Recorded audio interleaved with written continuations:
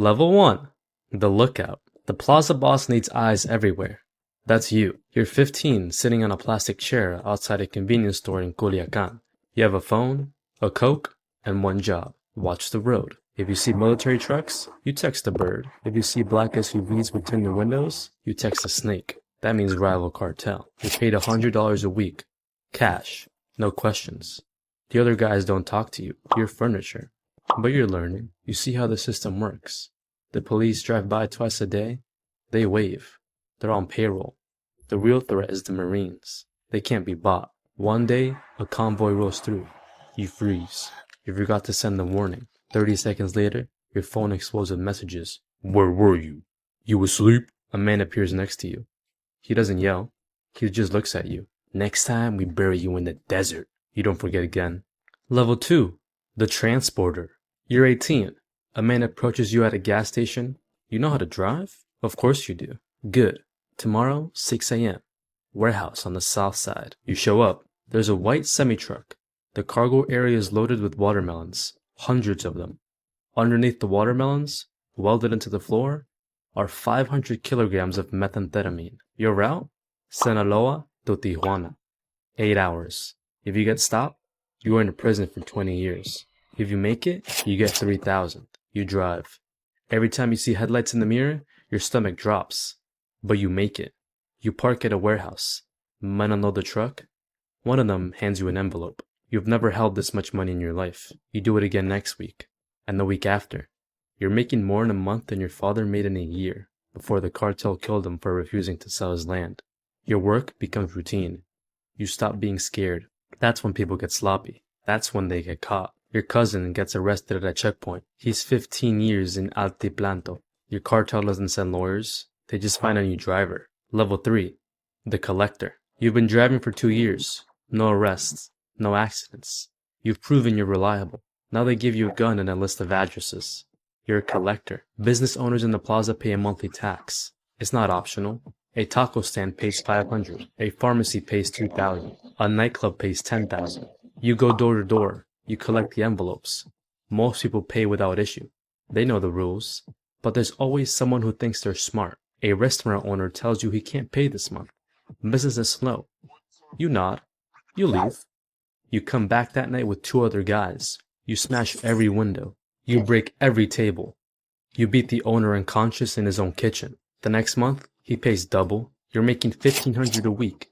You buy a used BMW. You buy your mom a new house. She doesn't ask where the money comes from. She just cries and hugs you. But you're also now a target. Rival cartels want your territory. The government wants to make examples. Every time you collect, you're exposed. Level 4. The Cell Leader. You're 25. You run a cell. 10 men. Your job is simple. Move product and protect territory. The cartel supplies you with 100 kilos of cocaine every month. You break it down. You sell it to distributors. You send the money up the chain. You keep 10%. That's $50,000 to $100,000 a month in your pocket. You're also responsible for security. If CJNJ decides to try to move into your plaza, you respond with violence. You don't wait for orders. You handle it. A rival crew kills one of your lookouts. You find where they operate. You send 6 guys with AK-47s. They walk into a bar and open fire. Then 12 people die. 5 of them were civilians. It makes the news. The government promises justice, but the governor is on payroll. Nothing happens. You're living well. You have a house with a pool. You have a girlfriend who thinks you own a construction company. You have respect. But you're also managing chaos. Your men are young and stupid. They get high on their own supply. They start fights. They attract attention. You have to discipline them. Sometimes that means a beating. Sometimes that just means a bullet. And the pressure from above is constant. The regional boss wants more money. Always more. If you don't deliver, you're replaced. And replacement is permanent. Level 5. The Regional Operator. You control a city now. Maybe it's Reynosa or Nuevo Laredo. You have 5 cell leaders reporting to you. You manage the supply, the distribution, and the violence. Your meetings are in a safe house that change every week. You arrive in armored SUVs. You have bodyguards. You carry a gold-plated pistol you've never actually fired. Your job is to think strategically. The plaza boss wants to expand into a neighborhood state. You plan the operation. You identify the weak points in the rival cartel's territory. You bribe local police to stand down. You coordinate the assault. 30 of your men roll into the town at 3 a.m. They kill the rival cell leader and his crew. They hang bodies from a bridge with the message, "This plaza belongs to Sinaloa." You also manage the money. Millions of dollars flow through your hands every month. You can't deposit in the bank. You launder it. You buy restaurants, car washes, construction companies, legitimate businesses that hide illegal profits. You're making $200,000 a month. You have properties in 3 states. You have a wife and kids who live separately from your work life. You tell them you're an import/export guy. They don't ask questions, but the walls are closing in. The DEA has your phone tapped. You know this because your lawyer told you. So you communicate through messengers.